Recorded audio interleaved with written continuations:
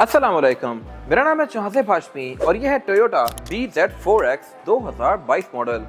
ये इसका all wheel drive version है और टोयोटा की लाइनअप में BZ4X बड़ा वियर्ड सा नाम है।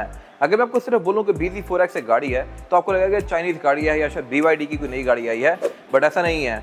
ये टोयोटा है और इतना डिफरेंट नाम होने की वजह यह है कि ये गाड़ी भी बहुत डिफरेंट है एज़ कम्पेयर टू टोयोटा की बाकी की कार्स, क्योंकि ये इलेक्ट्रिक है। टोयोटा की तरफ से ये पहली इलेक्ट्रिक SUV है जो कि मेरे ख्याल से टोयोटा को बहुत पहले निकाल देनी चाहिए थी। टोयोटा ने इतना टाइम इलेक्ट्रिक पे वर्क ही नहीं किया। 22 में जाके फाइनली टोयोटा ने एक कार लॉन्च की है और 22 में ये बनना शुरू हो गई थी, लेकिन ये मॉडल ईयर जो कंपनी कहती है 2023 से आना शुरू हुई है। टोयोटा की तरफ से ये EV है तो काफी तरह रिलायबल होगी ही, लेकिन इसमें कुछ चीजें कंपैरेटिवली इसके कंपटीशन से थोड़ी सी पीछे हैं, बट प्राइस पॉइंट के लिहाज से भी ये गाड़ी बहुत ज़्यादा अफोर्डेबल है। ये गाड़ी 1,75,00,000 की है जो कि बहुत कम प्राइस नहीं है, लेकिन आपको 175 में प्रियस मिलती है, जबकि प्रियस से ये गाड़ी बहुत तेज है, बहुत लग्जरियस है और बड़ी भी है। फिर इसके अलावा इसका कंपटीशन देखा जाए तो Audi Q3 भी आपको इतने की मिलती है जो कि फीचर्स के लिहाज से इससे आधी और साइज के लिहाज से भी छोटी होती है। इसके अलावा इसमें ऐसी बहुत सारी चीज़ें हैं जो कि इसको वर्थ इट बनाती हैं और एक सिंगल चार्ज में ये गाड़ी तकरीबन 350 से 400 किलोमीटर चल सकती है। तो हर लिहाज से ये गाड़ी एक अच्छा पैकेज है और पाकिस्तान में ये ओनली कार है। टोयोटा की ये पहली EV पाकिस्तान में है। अगर आपने इसके बारे में कोई इन्फॉर्मेशन लेनी है तो आप इस नंबर पर कॉल कर सकते हैं या फिर आप साइकिल मोटरस्पोर्ट को विजिट कर सकते हैं जो कि रावलपिंडी में DH2 के गेट 1 के ऑपोजिट लोकेटेड है। साइकिल मोटर्स की टोटल 2 ब्रांचेस हैं, एक रावलपिंडी में मरी रोड पे और फिर एक रावलपिंडी में ये वाली branch. Overall it's a great electric SUV and today I am going to review it.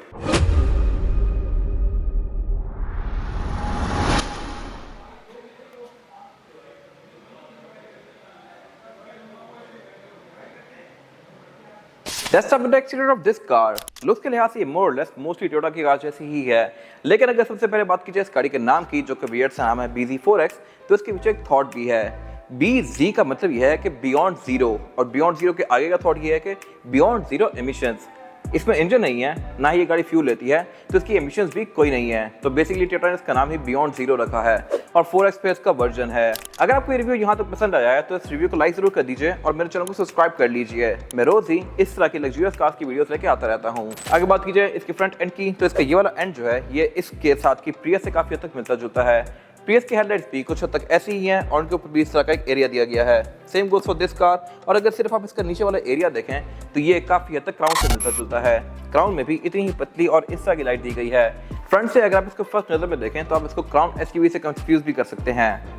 बाकी फीचर्स भी इसमें क्राउन के आसपास के ही दिए गए हैं, इस तरह से कि इस गाड़ी में फ्रंट कैमरा भी दिया गया है, ऊपर यहाँ पे रडार आता है और इसके बोनट के अंदर यहाँ पे एक ब्लैक कलर का पोर्शन दिया गया है जो कि इसके लुक्स को बेहतर बना रहा है। बाकी यहाँ पे ग्रिल्स भी अनयूजुअल हद तक कम है क्योंकि ऑब्वियसली इसको हवा की जरूरत ही नहीं है, इसमें इंजन ही नहीं आता।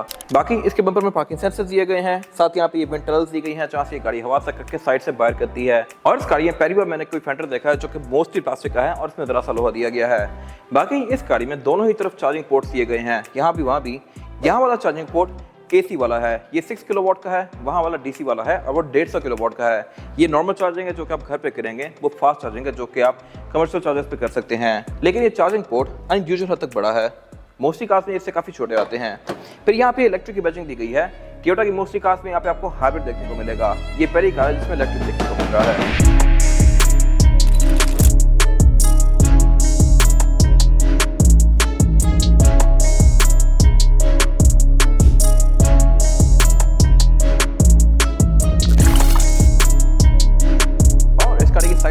लुक्स के लिहाज से काफी तरह एग्रेसिव है। टोयोटा ने यहाँ पे हर तरह की कट लाइन दे दी है और इसके अलावा इसमें स्मार्ट एंट्री भी चारों ही डोर्स में आती है, यानी कि मैं किसी भी डोर से इस गाड़ी को अनलॉक कर सकता हूँ। ये चीज़ भी टोयोटा सिर्फ V8 या प्राडो वगैरह में देता था पहले, बट अब इस तरह की छोटी कार में भी फीचर आने लग गए हैं। और स्पेसिफिक कार क्योंकि टॉप ऑफ द लाइन यानी कि ऑल व्हील ड्राइव वर्जन है, तो इसमें ये जो साइड मिरर हैं ये ब्लैक दिए गए हैं और व्हील बेस के लिहाज से भी ये गाड़ी अच्छी खासी मैसिव है। इसमें क्वार्टर ग्लास भी दिया गया है जो कि बहुत ही टाइनी सा है। आई एम नॉट श्योर इसका क्या पर्पस है, बट ये मेरे ख्याल से लुक्स पे ज़्यादा फोकस है। बाकी ओवर फेंडर्स में रेयर ट्रैक के ऊपर भी काफ़ी ज़्यादा मैसिव दिए गए हैं। एंट्री एक्सिट भी इसमें काफ़ी आसान है क्योंकि ये गाड़ी हाइट के लिहाज से ऊंची है।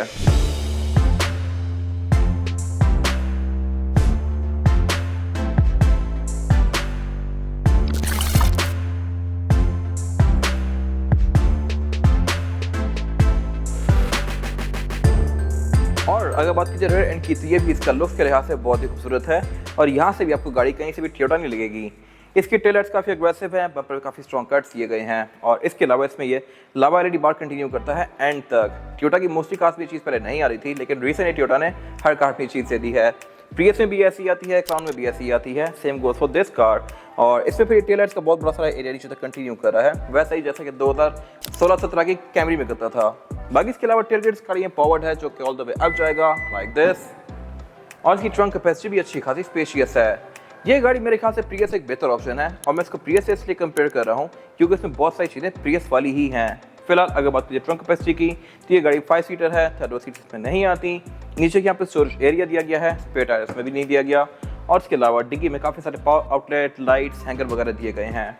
रेयर बच्चों को फोल्ड करके मैं इसकी ट्रंक कैपेसिटी को और ज़्यादा स्पेशियस बना सकता हूँ और इसके अलावा इसमें 360 व्यू के लिए अलग से एक डेडिकेटेड कैमरा दिया गया है। बैक पे यहाँ पे आपको 2 कैमरास नजर आएंगे जो कि एक तो आपको बैक का व्यू देगा, एक आपको proper fish eye view, wide view, normal view, हर तरह का व्यू देगा। और इसके अलावा बाकी स्पॉइलर भी इसका टोयोटा की नई मोस्टली कार्स की तरह काफी ज्यादा खूबसूरत है। फिर इसमें बैक में पार्किंग सेंसर्स आते हैं। टोयोटा की ये पहली कार है जिसमें बैक पे एग्जॉस्ट नहीं है और इसके अलावा इसके बीजी के लोगो के अंदर ब्लू कलर की लाइनिंग दी गई है जो कि शो करवाता है कि ये एक इलेक्ट्रिक कार है, ईवी है।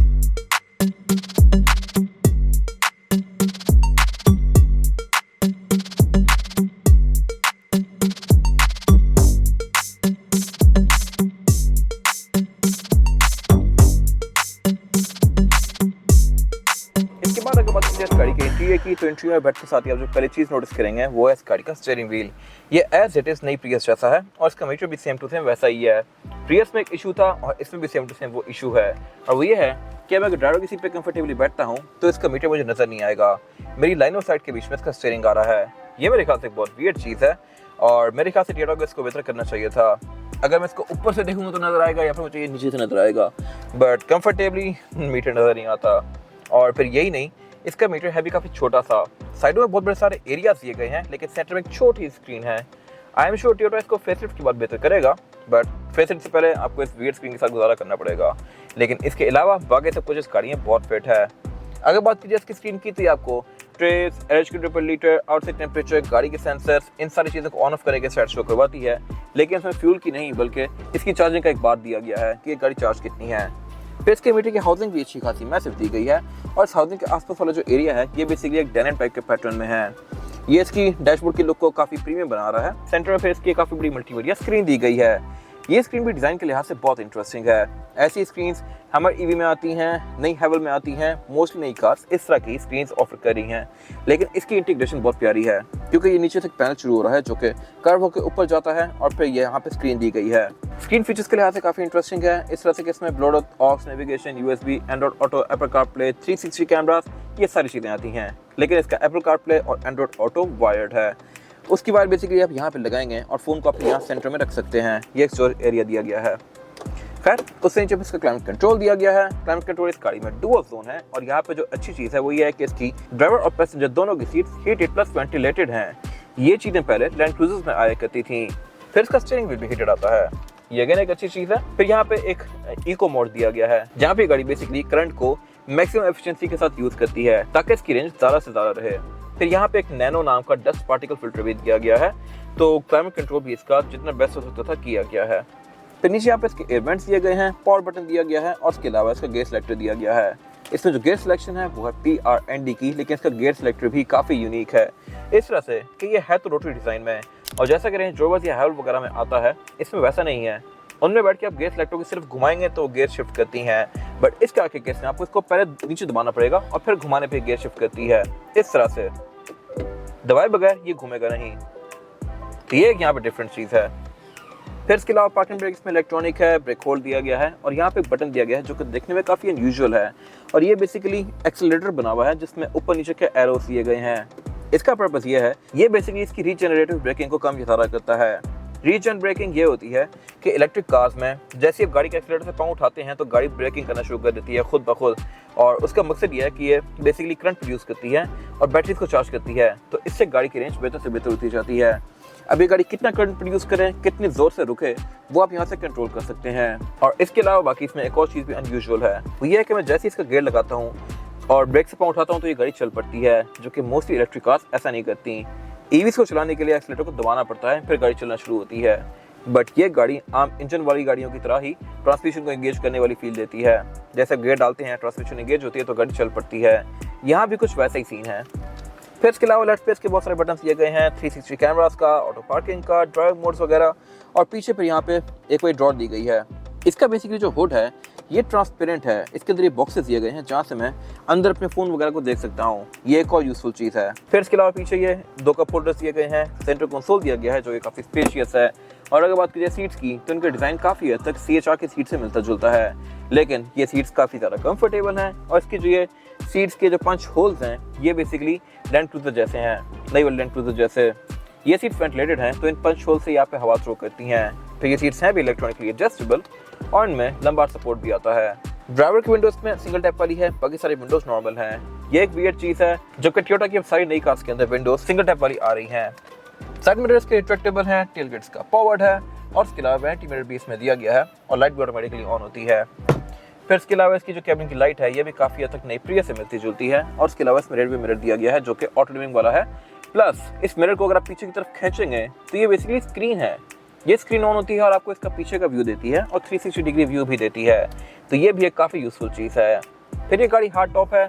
इसमें पैनोरामिक रूफ या सनरूफ वगैरह मेरे ख्याल से आती ही नहीं है क्योंकि ये टॉप ऑफ लाइन वर्जन होते हुए भी इसमें रूफ नॉर्मल दी गई है।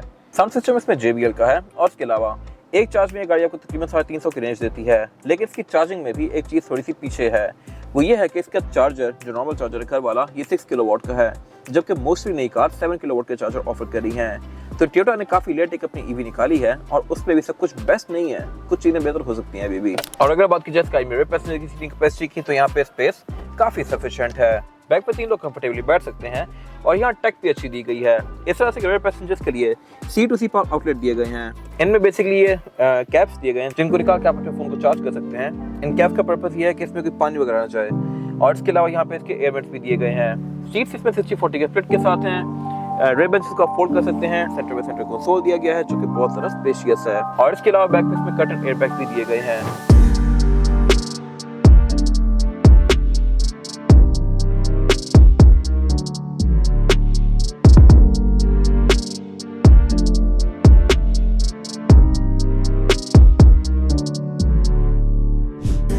और अगर बात की जाए इस गाड़ी के अंडर द हुड सिचुएशन की तो यहाँ पे इंजन नहीं है, लेकिन इंजन जैसी बहुत सारी चीज़ें दी गई हैं।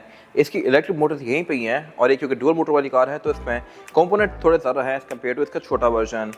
ऑल व्हील ड्राइव वाली कार में चारों टायर मूविंग है और ये गाड़ी 218 हॉर्स पावर प्रोड्यूस करती है जो कि बहुत ज़बरदस्त है बॉडी साइज़ के लिहाज से। प्राडो जो कि इससे साइज़ में काफ़ी बड़ी है वो गाड़ी 176 या 170 के आसपास हॉर्स पावर प्रोड्यूस करती है, जबकि वो फुल साइज SUV है। जबकि ये साइज़ के लिहाज से उससे आधी है, वेट उससे आधा है, लेकिन पावर उससे ज़्यादा है। और एट द सेम टाइम ये गाड़ी क्योंकि EV है तो इसका थ्रॉटल रिस्पॉन्स भी बहुत ज़्यादा क्विक है। ये गाड़ी 218 हॉर्स पावर है, इसका छोटा वर्जन 204 हॉर्स पावर है और एक सिंगल चार्ज में ये गाड़ी तकरीबन 350 किलोमीटर चल जाती है। टोयोटा क्लेम करता है कि ये 400-450 भी जा सकती है, लेकिन अगर आप ग्राउंड रियलिटी देखें तो वो 320-330 बनती है अगर आप AC और हेडलाइट्स वगैरह सब यूज़ करते रहें तो। फिर इसमें यहाँ पे काफ़ी सारे कंपोनेंट आपको देखे नजर आएंगे, जैसे कि ये आर्म बैटरी।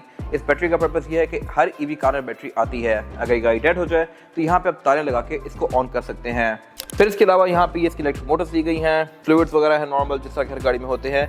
इंसुलेशन यहाँ पे प्रॉपर दी गई है, जबकि मोस्टली EV कार्स में इंजन बिल्कुल एक्सपोज होता है, कोई इंसुलेशन होती ही नहीं है। क्योंकि यहाँ पे इंजन नहीं है तो फिर यहाँ पे कोई हीट भी नहीं होगी और कोई नॉइज़ भी नहीं होगी, तो कवर करने की जरूरत ही नहीं है। बट इस कार के केस में वो सब कुछ ना होते हुए भी इनको काफ़ी नीटली पैक किया गया है, प्रॉपर इंसुलेशन दी गई है।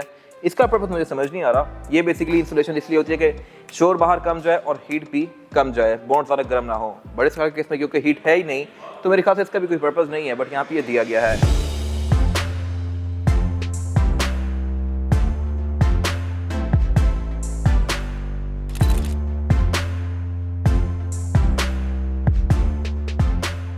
इसके बाद अगर बात की जाए इस गाड़ी के टायर साइज़ की, और टायर साइज़ जो आता है BZ4X में ये है 235, 50 और 20 इंच का रिम दिया गया है इस गाड़ी में, जो कि यूजुअली आपको लैंड क्रूजर्स में देखने को मिलेगा। ऐसी 300 में 20 इंच का रिम आता है और इस गाड़ी में भी।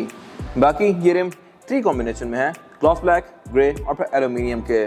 और इसके अलावा इसमें डिस्क का जो कैलिपर है ये बेसिकली ब्रेक का कैलिपर ब्लू कलर में दिया गया है, जो कि शो को बात है कि ये एक EV कार है। टायर गाड़ी में ब्रिजस्टोन एलेंजा है जो कि एक अच्छा टायर है। फिर सस्पेंशन के लिहाज से भी ये गाड़ी सॉफ्ट है as compare to other EVs। EVs का सस्पेंशन काफ़ी स्टिफ होता है ताकि वो इसकी बैटरीज का लोड उठा सके, बट इसका के केस में सस्पेंशन टोयोटा की बाकी सारी कार्स की तरह काफ़ी सॉफ्ट सा है। फिर इसके अलावा इसमें ABS, traction control, driving modes, ये सारी चीज़ें आती हैं जो कि इस राइड को बेहतर बनाती हैं। ये था आज का रिव्यू। अगर आपको ये रिव्यू पसंद आया है तो इस रिव्यू को लाइक कीजिए, मेरे चैनल को सब्सक्राइब कीजिए, और अगर आपके पास इस कार से रिलेटेड कोई भी राय है तो उसको कमेंट सेक्शन में शेयर जरूर कीजिएगा, ताकि वो लोग जो ये गाड़ी लेने वाले हैं वो आपकी राय से फ़ायदा उठा सकें। अपना ख्याल रखिएगा। Thank you.